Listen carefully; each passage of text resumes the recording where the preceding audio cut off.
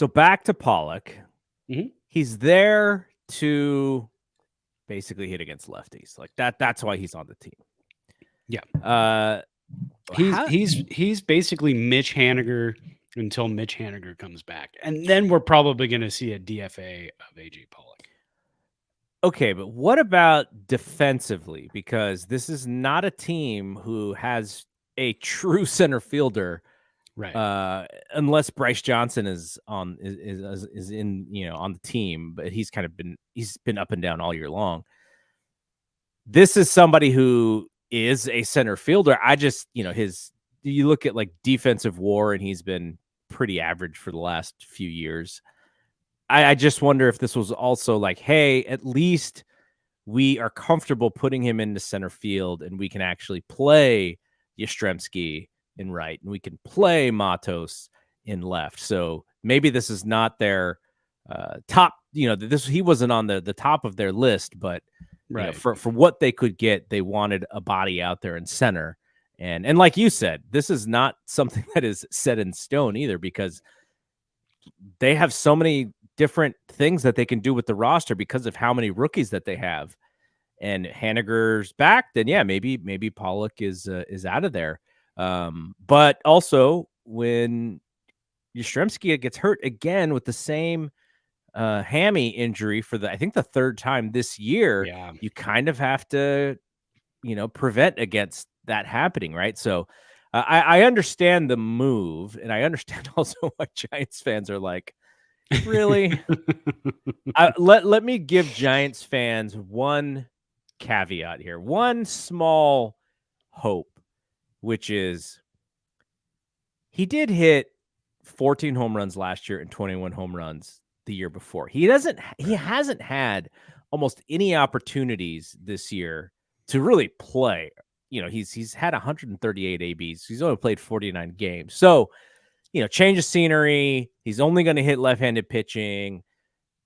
There's opportunity for him to actually do something and for Giants fans to get excited. It's just you're just not going to plug him in to play every single day. That's just not why they signed him. No, definitely or why not. they traded for him. Sorry. Definitely not. But we have seen Jock Peterson in left field. Yes. And we did not plan to see that this year, but we have seen it. Yeah, I know Jock Peterson's left-hander, AJ Pollock's a right-hander, but still, if you can get a better defensive fielder in left field and lose a little bit with the bat and make Jock your DH, good, let's do that. And so I think that's what Farhan saw. One thing I have fully learned as a baseball fan, as a Giants fan during the Farhan regime is you take things one day at a time. I think when you and I were younger, one thing we used to do is we used to plan, like you make a trade at the trade deadline. You go, this is our guy for the next 3 months. He's going to take us into the World Series and we're going to be awesome. And this is how it's going to work. With this regime, this is AJ Pollock. We just traded for AJ Pollock. He's here today. Is he here tomorrow? I don't know. Today is today. Yeah. This is what we need right now. In let's say a month when Haniger comes back, what if Matos is hurt? What if somebody else is hurt? Then you have that insurance policy in your back pocket. It's not $1 million insurance policy. It's it's like $500, but still it's it's going to help you out in the long run because it is a body, like you said, it's somebody who can play the outfield. It's somebody who can make you better defensively, take away runs defensively versus having Jock out in left field. Yeah. It's pieces, it's bits, it's parts, and that's what Kapler, I think, works really well with. Is it a great move? No. Is it a great move for the Giants? Yeah, absolutely. It's a great move for the Giants. This is what they need right now. They need another person in the outfield. So that's what they went out and got. And it didn't cost them anything. So, and that's the big part of it too. This year, he's not, he's just had such a small sample size. Very, very few at-bats this year to really make any conclusions. He's actually not hitting left-handed pitching at all this year.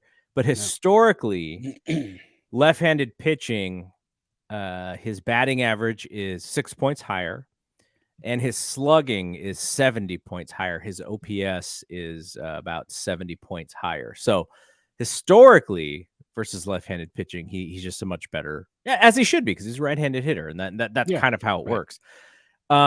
Is he going to be a difference maker in the Giants making a run at this? Well, probably not. But again, it's just sort of like, you're trying to win on the margins in some instances, and maybe this works. And if it doesn't, then no harm, no foul, and you just cut them, and Yeah. you find out, and it's I think the thing also that fans may be a little disinterested in is like, okay, does that mean he's going to take some at bats away from Matos? It's like maybe, but it's not like Matos is, he's not Joe DiMaggio right now, right? Yeah, exactly. Yeah, and if he does take at bats away from him, that's fine. Because again, Kapler can work those situations where he knows who can hit, who can do what in certain situations, and it's just another piece of the puzzle for him to kind of play with. Again, we're looking at a Giants team that if you looked at this Giants team on paper and you said this team is 10 games over 500, most people would say false, you're lying to me. I'm looking at this lineup, and these are the guys you've run out there. I'm looking at this starting pitching staff, and I'm looking at these numbers, and this team is 10 games over 500. Absolutely false. Absolutely false. You know what's it's funny because you look at stuff like slugging percentage, and you're like, gosh, who on the Giants is really killing it, and it's like nobody is really killing it. Everybody is sort of playing up to what you would expect them to play up to. Yeah. And you're kind of getting everyone's, like, nobody is really having a terrible season, but nobody's really having a great season either. It's like you're getting what you want out of these. I guess you could say Wilmer is hitting 300 with 13 bombs, and he's actually slugging the best. He's at a 532 slugging, but he also has, less at bats than someone like JD Davis. JD Davis is about 100 more at bats than Wilmer. So it's just funny because you got 10 games above 500. Somebody's got to be playing good, right? Nope. They're all just sort of playing how you would have expected them to play. Yeah. JD Davis, we were talking about All-Star game, for him a few weeks ago, and he's down to 258 batting average. So, just everyone's just sort of playing to their ability. No one's playing above their head. Nobody's tanking it either. Yeah, right. And as an example, Giants take 2 out of 3 from the Red Sox. They win Saturday, they win Sunday. Just quickly, and we watch the games and we listen to the games and we know all about the games, but quickly, if you think in your head, what was one of the standout moments from each win?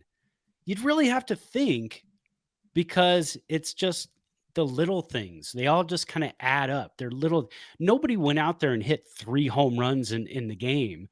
Nobody went out there and drove in 7 runs. Nobody went out there and threw 9 innings and struck out 15 batters. That's not how the Giants are winning games. They're not winning with standout performances. They're winning by just doing the little things, turning the double plays, good defense to great defense, timely hitting, even though they're not scoring many runs, decent enough opener performances to go even into the 3rd inning. The other day, I'm trying to remember who it was. Was it Ryan Walker that went into the 3rd inning? Yeah, who went into the 3rd inning, handed the ball over to Sean Manaea, and then Manaea goes 4 2/3 and bridges the gap. Duvall gives up 2 runs to tie the game, but then JD Davis with the whole so there's a moment, JD Davis with a solo home run in the bottom of the 9th inning. I mean, but you have to really look for those moments. He held that bat there like he was Ricky Henderson. He too. Did. I liked it. I liked it. And he had an excuse to hold it too, because he thought it was going to go foul. But then when he saw it hit the foul pole, he just did the little bat, not even a bat flip. It was more like a bat push. But yeah, it's just stuff like that. They're not running over opponents. They're not Ronald Acuna Jr. killing it with 20 plus home runs and 50 plus steals in Atlanta. So that's why when you see them get an AJ Pollock, you go, okay, he kind of fits the mold. He's going to have some moments. He's going to have his Cody Ross moments where something's going to happen, and he's going to win a ball game, or Pat Burrell. He's going to do something at some point where you go, oh, that was a nice play in left field. That saved 2 runs. That could have been a double in the corner, and that saved 2 runs. Could Jock have gotten to that? Probably not. Good move. Yeah. No, I think you're right. And we're not being homers by not hating this move. We just understand the Farhan way, I think, or we're more accepting of the Farhan way than we maybe were so a couple of years ago. Yeah, and even that, I almost called it Twitter. If you go to X right now, it's Twitter. It's Twitter. It's Twitter. If you type in twitter.com, it takes you to Twitter. So or X or whatever the heck you want to call it. If you go there right now and you look up the Giants official announcement of this deal, and if you read the comments, you would think we were out of this race. We are giving up. It's over. We're terrible. Worst move in the history of baseball. And that's why we just kind of look at it from a different perspective and just say, hey, they're winning ball games right now. The red hot Red Sox just came in and we took 2 out of 3. And now we're playing the Arizona Diamondbacks, who are right on our heels for 4 games. We're playing good baseball at the right time. So you just kind of have to look at it from that perspective, that AJ Pollock can help you. Yes, and also what you have to take into account is they gave up nothing so far. So exactly, they have money to play with. If somebody wants to dump their player on the Giants can afford it, and that's sometimes how they add players. And who knows, Matt Duffy Part 2, maybe he's going to help them in some way. There was a great piece by Baggerly yesterday about Tristan Beck and how Tristan Beck, he came over in the Mark Melancon trade from 4 years ago at the deadline. And so you're like, oh, this trade from 4 years ago pays off in 2023. And sometimes you have to look at things that way. And so they gave up nothing. They got 2 players. They add them in. Matthias is going to AAA. That doesn't mean that he can't come up at some point. I know he plays basically every infield position that is not shortstop, and he can also play both corner outfielders. So he's the perfect Zaidi player. So there's no risk. These players, when you think about them in this way, they're just movable pieces, and they're not, if they don't cost you, and you can get rid of them or you can move them, and they don't cost the team anything. So that's how I see this move. Now, if this is the only thing that they do, then my eyebrows might be raised. So you may see a different version of me on the Bleacher Report show tomorrow if this is all that the Giants do. So yeah, and we won't, like you said, we're not going to spin it positive just to spin it positive. We like to look at our team and say, hey man, what can we do with this? What can we do going forward? There's moves where I'll look at and I'll say, that was trash. And I did really kind of think that at first when I saw the name AJ Pollock. I thought, oh, I mean, they're taking on an injured player with a huge contract, but maybe this Matthias kid is the real deal, and that's kind of what they were going for, because we've seen that before in Will Wilson when the Giants went and got him from the Angels. They took on a big contract. I think it was Zach Covert. Look at my memory. Yeah, there you go. Memory, good one. Just rattling names off. Look at me. Anyways, they took on Zach Covert's contract, dumped him right away, and then they ended up with Will Wilson. And then I looked a little bit more into Matthias, and no offense, Matthias, but he's 28 years old. Yes. 40-man roster guy.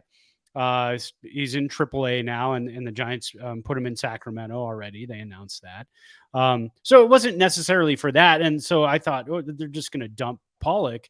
But no, it looks like they are going to end up using him. He's on a $7 million deal this year.